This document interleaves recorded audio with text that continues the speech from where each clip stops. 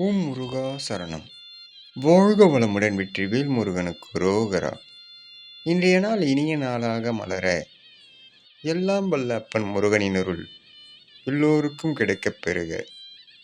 நாம் வாழும் வாழ்க்கையில் நமக்காக படைக்கப்பட்டது எதுவாக இருந்தாலும் யார் தடுத்தாலும் நிற்காமல் வந்து சேரும்.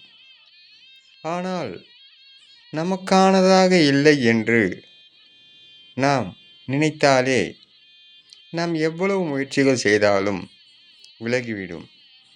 இதில் இறையருளோடு பயணம் செய்தால் மட்டுமே நாம் விலகிவிடும் என்று சொல்வது கூட நம் விருப்பத்திற்கு ஒரு வாய்ப்பளிக்கும்.